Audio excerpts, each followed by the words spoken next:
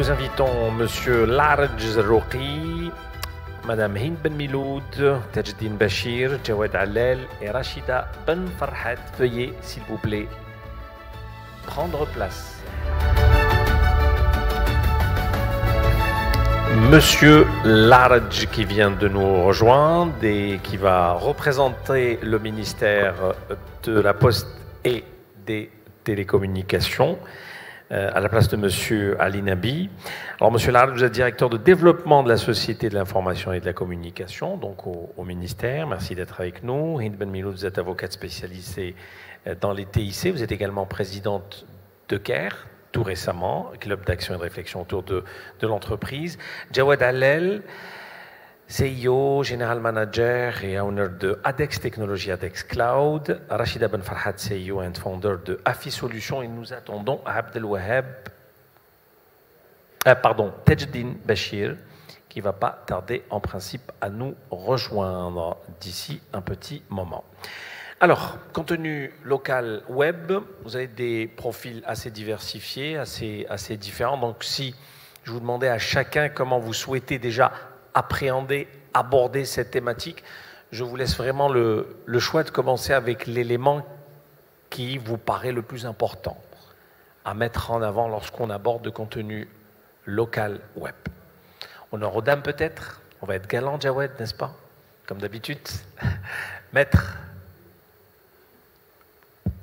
Merci. Merci donc à Monsieur Lahari de toujours m'inviter dans ce genre d'événement que j'adore, puisque j'aime tout ce qui est technologie de l'information, au-delà du fait que je sois juriste. Alors oui, le contenu du web, c'est, en tout cas moi en tant que juriste, je voudrais l'aborder sous son aspect juridique. C'est-à-dire les droits et les devoirs de ceux qui créent des contenus. Et notamment localement. Bon, à l'international, on sait tout ce qui se fait. On sait tous les textes qui sont en prévision, mais est-ce que l'on sait comment se passe ici, en Algérie, pour les créateurs de contenu? Je crois que on va aborder tout l'aspect juridique et notamment parler de ce que nous voyons à la télévision, un peu sur YouTube, le rôle des influenceurs sur le public et les consommateurs algériens. C'est tout un océan d'idées et de choses à développer. Parfait. Alors, Rachida Ben Farhat, on va continuer à être galant. Allô, allô? On m'entend. Merci beaucoup au CTO Forum d'organiser ce type d'événement. Donc, un événement qui permet à un certain nombre d'acteurs de se réunir.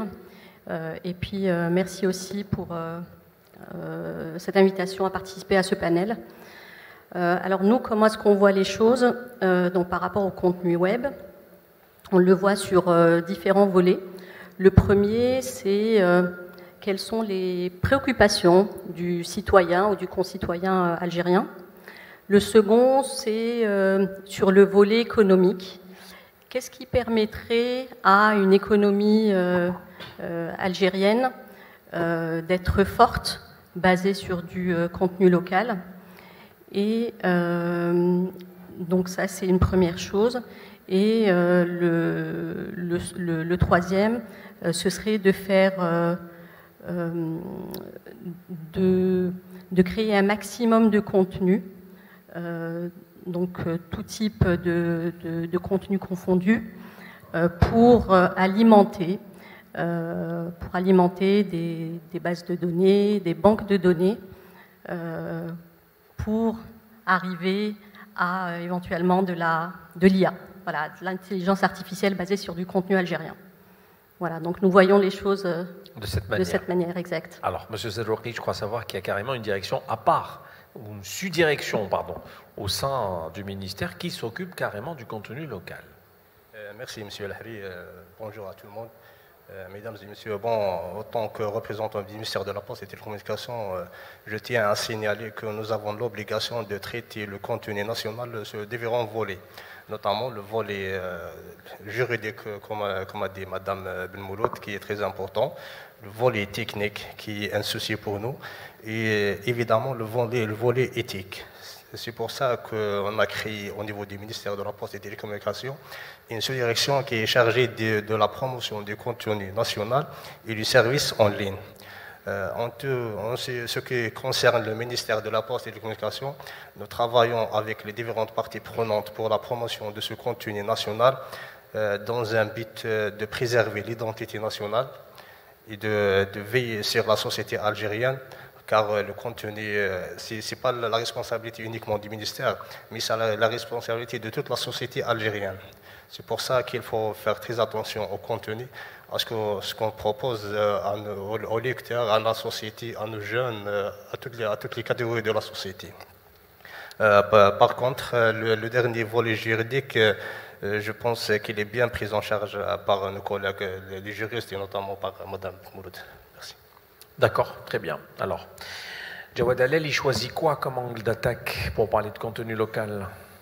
Alors, ce qui est important, merci d'abord, bonjour à tous et chère audience, bonjour à tous. Le plaisir est pour nous de vous réunir comme à chaque fois. Toujours un plaisir d'être là, toujours un plaisir d'être là. Et donc, à chaque fois que je suis tellement émotionnel dans l'IT que je vais directement dans le sujet en oubliant les formules de politesse. Alors, pour moi, le contenu n'existerait pas sans des infrastructures qui sont bien mises en place. Parce que pour développer du contenu, il faut d'abord qu'on ait le lieu pour le développer et l'infrastructure nécessaire, et aussi une infrastructure qui permette l'accessibilité à ce contenu. Donc, notre angle d'attaque aujourd'hui, ça serait beaucoup plus par rapport à quelle est la meilleure manière d'héberger du contenu, identifier les contenus illicites et les contenus qui sont utiles, les contenus qui sont, et comment, dans le cadre bien sûr juridique, comment décliner ces règles-là à travers des infrastructures qui permettent d'accueillir ce contenu. Voilà, j'attaquerai sur ce angle d'attaque-là. Alors, quel type d'action aujourd'hui on pourrait éventuellement privilégier pour développer ce contenu local? On parle de tourisme, on parle de sport, enfin il y a un certain nombre d'actualités comme ça qui intéressent grosso modo les Algériens, mais pas que. Aujourd'hui, j'ai envie de dire, il y a à boire et à manger dans ce domaine, et pourtant, ça ne se bouscule pas. Maître. Moi, je pense qu'il faut développer d'autres sujets comme l'éducation, par exemple, comme la culture. Nos artistes ont besoin qu'on puisse les aider avec du contenu comme ça et faire la promotion et aider à faire la promotion de ces artistes qui, me semble, ne bénéficient pas vraiment d'une bonne communication à travers le pays. Aujourd'hui, les contenus sur le web, toutes les informations que on peut donner aident à faire connaître tel ou tel produit, telle ou telle personne. Alors pourquoi pas dans le domaine de la culture, dans l'éducation. On parle de digitalisation. La meilleure façon de digitaliser à tous les niveaux et même dans les foyers, c'est d'avoir cette approche in-house pour aider justement la famille à se digitaliser d'une manière. De toute façon, on ne peut pas y échapper. On sera obligé d'arriver à ce stade. Même si aujourd'hui, on conteste le fait qu'un enfant de 4 ans sache manipuler une petite tablette. Oui, moi j'ai mon petit-fils de 3 ans qui sait aller chercher les films qui l'intéressent. Donc je pense qu'il y a du travail, pas simplement dans le tourisme, il y a d'autres sujets. Et je crois que c'est tous les sujets en réalité. On peut toucher à tous les sujets. Aujourd'hui, regardez je donne un exemple qui fait fureur, en tout cas dans notre société, c'est les fameux ateliers de cuisine. Et on sait aujourd'hui qui fait telle promotion. Il paraît que ça bat des records. Oui, tout à fait. Et c'est fantastique. Il y a un cuisinier qui est réputé, il y a une dame qui est aussi réputée, et je trouve qu'il y a aussi des jeunes qui se lancent dans des choses absolument fantastiques. Jawad Allel, vous voulez changer de métier? Non. Vous voyez me vers oui, c'est le cas. De temps en temps, oui. C'est pas trop tard. De temps en temps, oui. Ça change du cloud, non, la cuisine, ça vous dit pas? C'est mon deuxième hobby. Alors, les actions qu'on pourrait justement envisager pour développer ce contenu local. Rachida, oui. Alors effectivement, je vais justement aller dans la continuité de l'idée de Maître Ben Miloud. C'est effectivement créer du contenu Et donc, je le verrai, ou on le verrait comme pousser ou encourager, sur la base d'une éducation au préalable, d'enrichir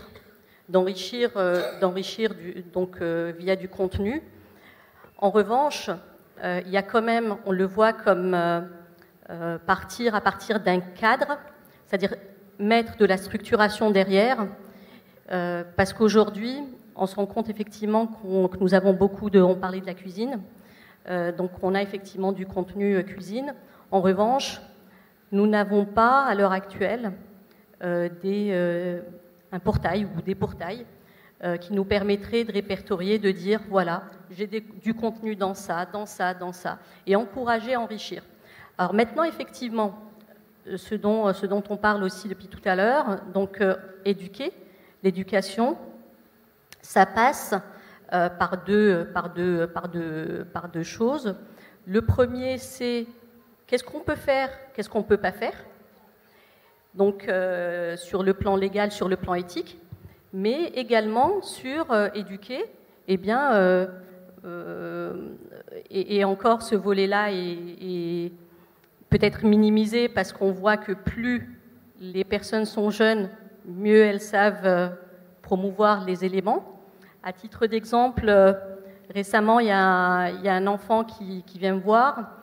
Il a publié une vidéo sur YouTube. Au bout de quelques jours, elle fait 55 000 vues. Et cet enfant-là n'a que 10 ans. Et il s'agit d'une vidéo très courte qui fait quelques secondes, c'est-à-dire une dizaine de secondes. Et en fait, cet enfant de 10 ans a tous les codes. Il n'a reçu aucune éducation ni chez lui ni à l'école. Et en fait, c'est finalement, partant de ça, partant que l'humain est intelligent, eh bien, autant lui offrir de l'éducation pour structurer tout ça. Et effectivement, je rebondis sur l'idée de la cuisine. La cuisine, en fait, on sait parfaitement bien que l'être humain, c'est très très bien limité. Alors celui qui se lance sur un créneau, tout le monde va le suivre. Sauf que ce serait chouette si on allait sur d'autres domaines, sur d'autres sujets, parce que très certainement, si il y a une ou deux personnes qui se lancent, par exemple, pour faire des vidéos, des tutos sur comment réparer son moteur de voiture, comment réparer telle ou telle chose, eh bien, je suis certaine que beaucoup de gens le font dans leur famille, sauf qu'ils ne partagent pas cette expérience-là. Et donc, on voit effectivement ce qui serait intéressant et qu'on gagnerait énormément sur du retour d'expérience algérien, c'est d'enrichir le contenu. Et quand on dit enrichir le contenu, c'est effectivement aussi sur le contenu pertinent. D'accord. Alors, je vais peut-être vous poser la question sur le plan économique et d'une manière directe. Une entreprise aujourd'hui, quelle que soit sa taille en Algérie, quel que soit son domaine d'activité, qu'est-ce qu'elle a à gagner en créant du contenu local?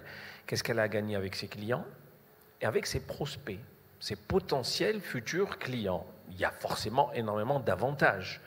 Est-ce qu'aujourd'hui, on n'en est pas assez conscient, Jawed?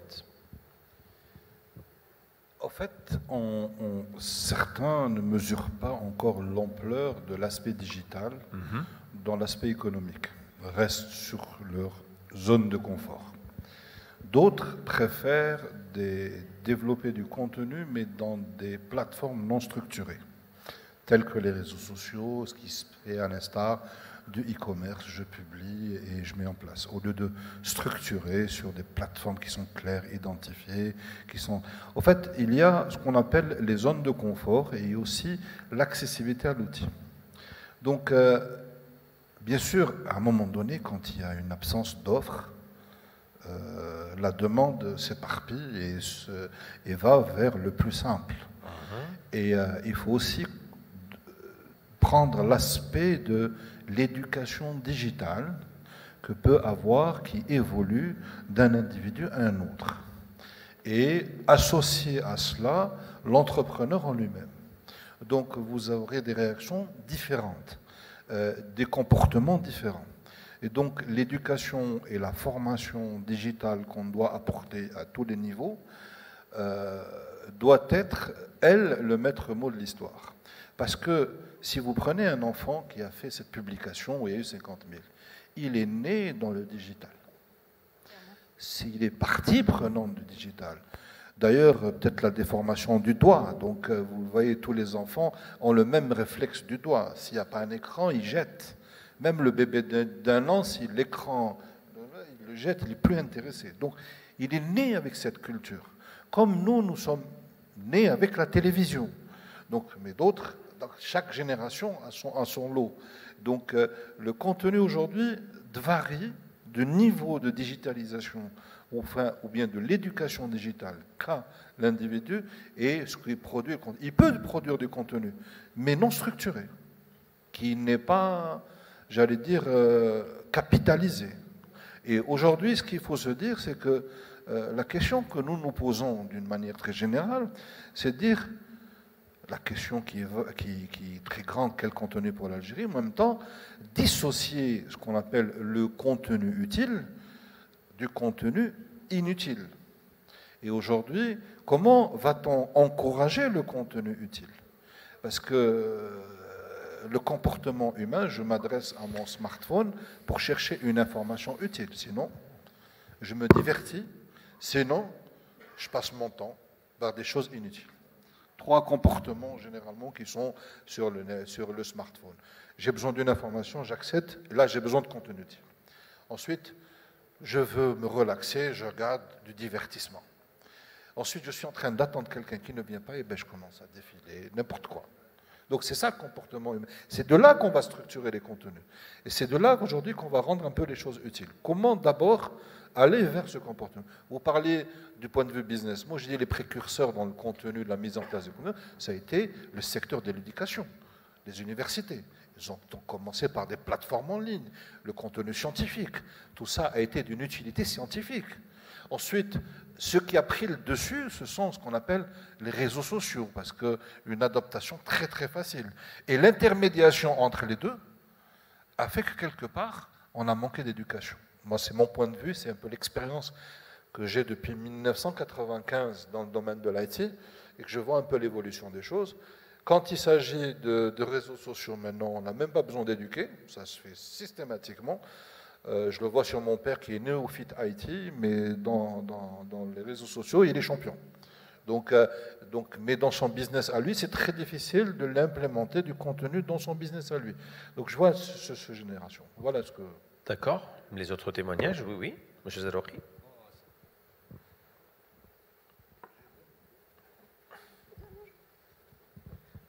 Bon, pour rebondir à ce qu'a dit le collègue, c'est la nécessité qui a créé les contenus parfois. En revenant un peu en arrière, pendant la crise du Covid-19, on a remarqué en Algérie que la crise a révélé beaucoup de potentiel humain en matière de créateurs de contenu et de contenu lui-même, notamment le contenu dans le domaine de la santé, le domaine de la e-learning et pas mal d'autres domaines qui étaient très intéressants. Donc, je pense que le contenu, il est là. Les créateurs de contenu, ils existent. Ils sont très nombreux. Il faut seulement les diriger ou bien choisir les secteurs d'activité qui peuvent apporter de plus. Par exemple, il y a des secteurs dans la formation diplômante, formation payante, des secteurs de recyclage qui ont très demandé par la population algérienne, notamment les jeunes. On a plus de 70% de la population algérienne qui sont des jeunes. Ils réclament toujours toute la nouveauté technologique et toutes les activités qui peuvent être rentables par la suite. Notamment sur le plan économique, qui peuvent les offrir un nouveau business. D'accord. Rachida Ben Farhad. Alors, par rapport à... Donc, nous, comment est-ce qu'on voit l'intérêt d'un contenu local, par exemple, pour les entreprises, serait justement toujours... on a toujours en tête ce cycle d'amélioration continue. Et donc ce cycle d'amélioration continue, par quoi est-ce qu'il est alimenté? Par de la capitalisation d'informations, de données, de tout ce qu'on souhaite, de tout ce qu'on fait. Et plus on fait apprendre un système par de l'information, par de l'enrichissement, on sait parfaitement bien qu'on est capable à un moment donné d'apprendre mieux. Et on apprend mieux sur nous. Ce qu'on a remarqué, on a tous en tête... lorsqu'on était peut-être en fonction de nos âges, lorsqu'on était au lycée ou à l'université, lorsqu'on souhaitait s'interroger ou lorsqu'on s'interrogeait sur un sujet, sur une problématique particulière, la première chose qui nous venait, c'était effectivement d'aller voir un Larousse ou alors d'aller voir une encyclopédie particulière, une revue ou aller sur Internet. Aujourd'hui, on est exactement dans la même logique, donc on va spontanément sur son smartphone et très souvent, lorsque nous, Algériens, souhaitons rechercher une information particulière, eh bien, dans énormément de cas, on a des retours d'expérience étrangers et non pas algériens. D'ailleurs, on le ressent aujourd'hui lorsqu'on échange avec nos partenaires, nos clients algériens. Ils nous disent systématiquement, ils sont friands de ça, avez-vous des rétex, des retours d'expérience algériens? C'est-à-dire, il y a finalement une éducation, il y a finalement une prise de conscience de se dire, ça marche bien là-bas, mais est-ce que ça marche chez moi? Ça peut marcher chez moi. Donc, finalement, le contenu local nous aide à mieux nous connaître et mieux avancer finalement. D'accord. Vous voulez certainement aborder la question des réseaux sociaux, Hind Ben Miloud. C'est la thématique qui vous tient à chaque fois à cœur lorsqu'on parle de contenu local. Oui, effectivement, la création de contenu, je ne vais pas l'aborder sous son aspect négatif, pas du tout. Je ne suis pas là pour tomber sur les influenceurs, même s'il y a eu beaucoup de choses qui se sont passées. Il y a du bon et du mauvais partout. Voilà. Je pense que ça s'est passé un peu partout dans le monde de cette manière. Moi, je dis que ça a du bon, parce qu'effectivement, ça a fait connaître beaucoup de choses en Algérie. La façon d'être, la façon de vivre des Algériens.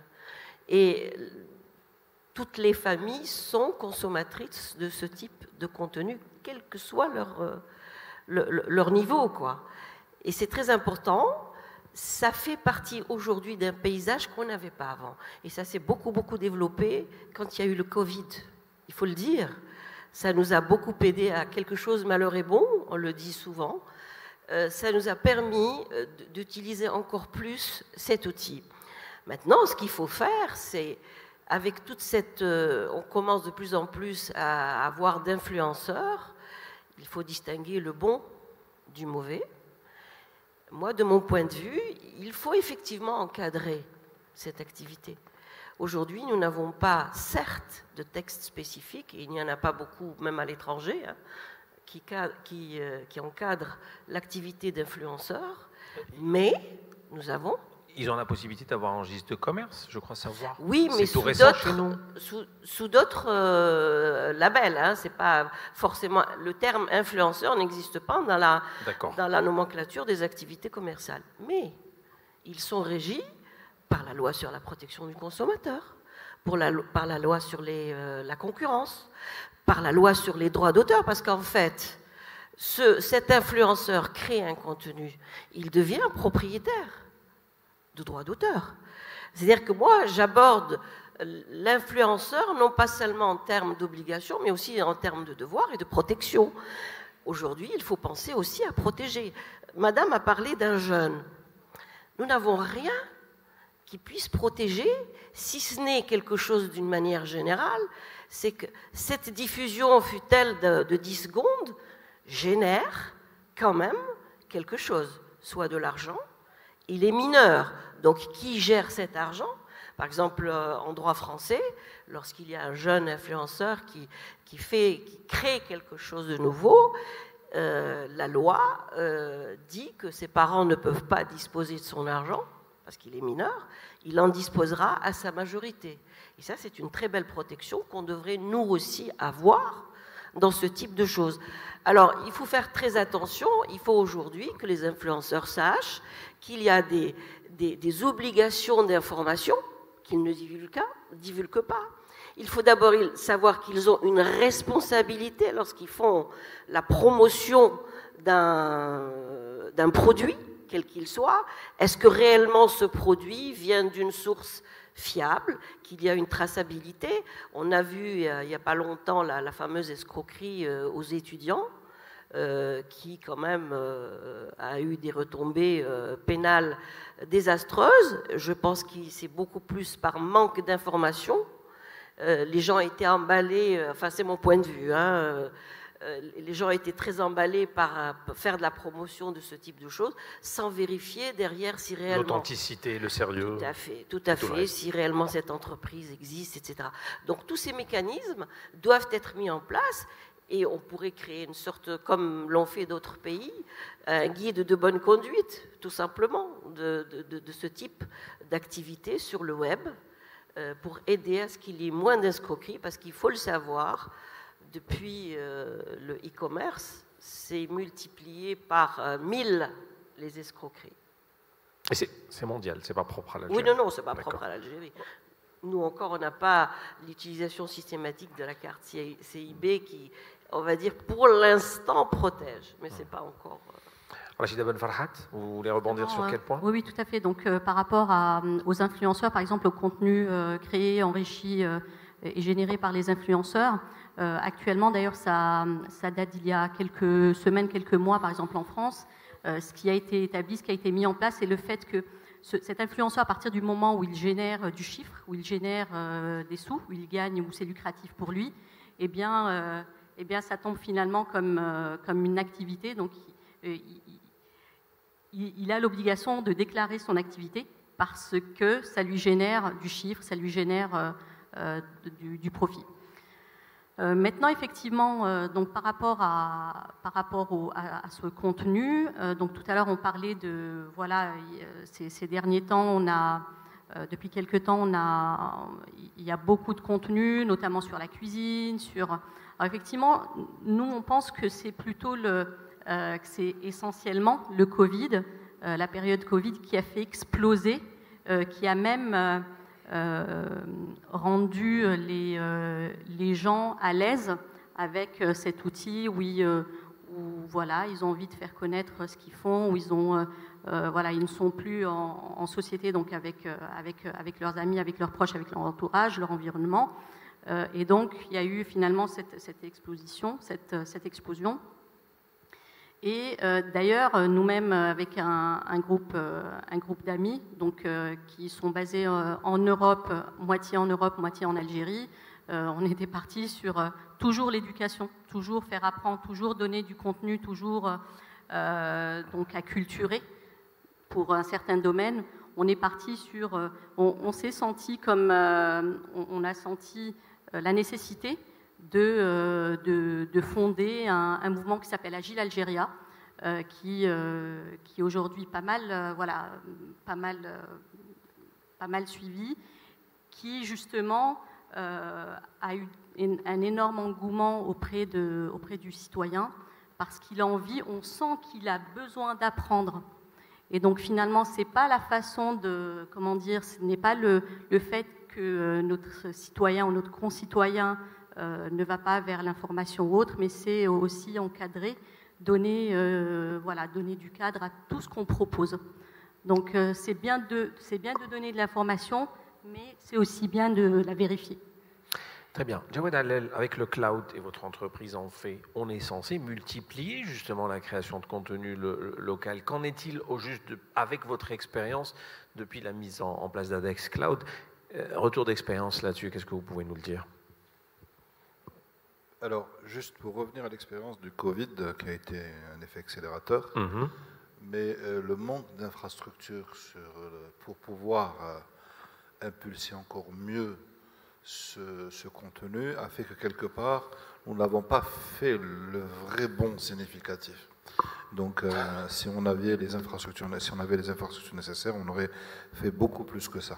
Mais notre expérience en termes de cloud aujourd'hui, c'est que je vais vous donner un aperçu d'une situation, c'est que quand vous lancez dans le e-commerce, vous dites, il y a des plateformes auxquelles vous pouvez héberger vos plateformes pour faire du e-commerce.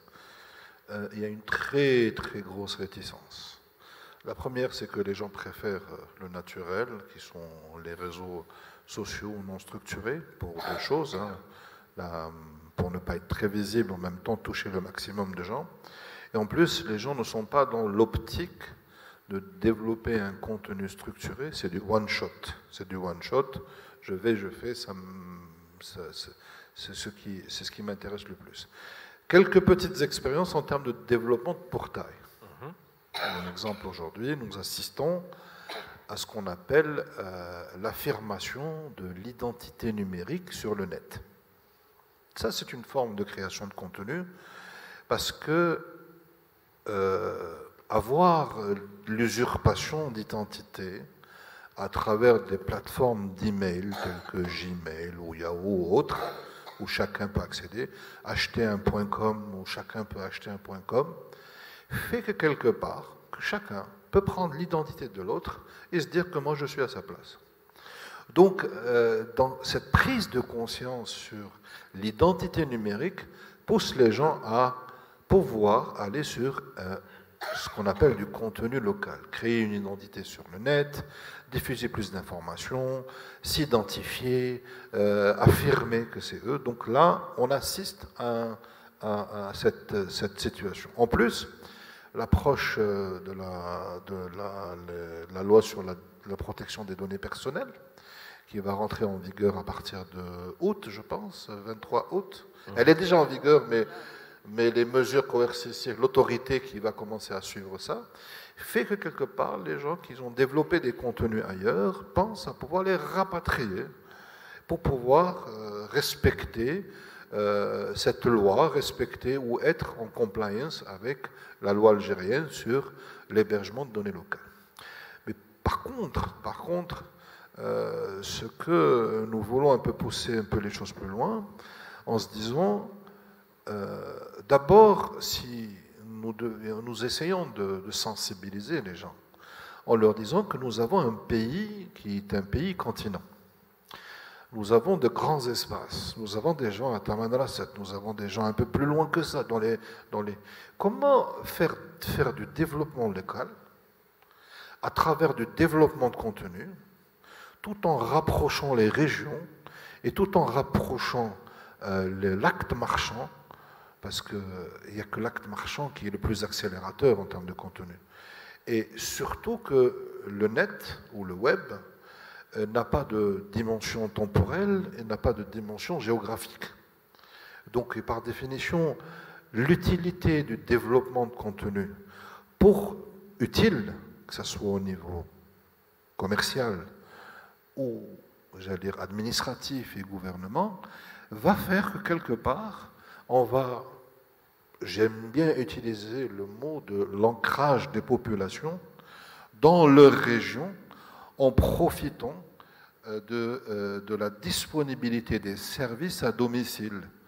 Et là, la philosophie de déclinaison du contenu prend tout son aspect. Si aujourd'hui je veux retirer mon service, mon casier judiciaire qui existe maintenant, je suis à Tamanrasset, je le retire, je n'ai pas besoin de me déplacer à la cour d'Alger, parce que je suis né à Alger, je suis inscrit à Alger.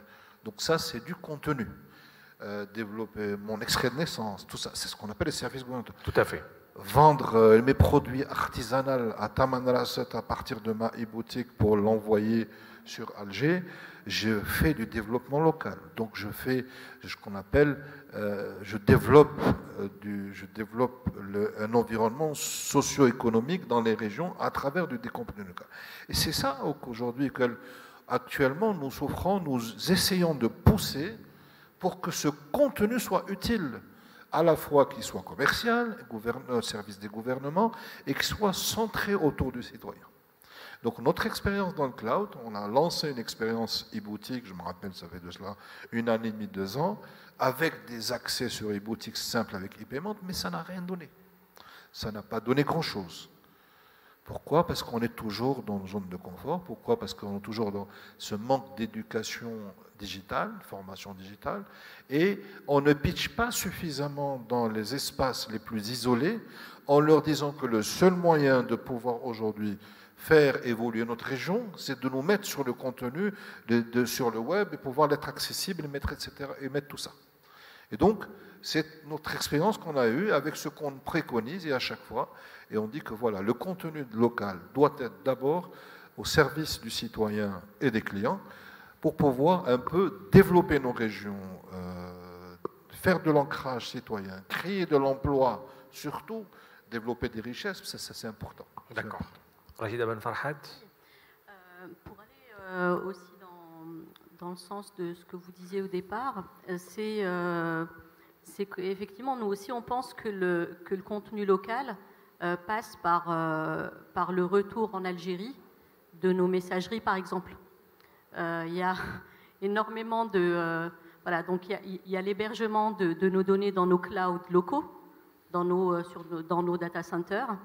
Et puis le deuxième point qui entre dans la partie éducation, c'est que combien d'entreprises algériennes, combien de professionnels ont des adresses professionnelles, ont des adresses mail, utilisent des adresses avec des points .fr, des Gmail, noms de domaine un peu. Voilà, des noms de domaine qui n'ont rien à voir avec les nôtres.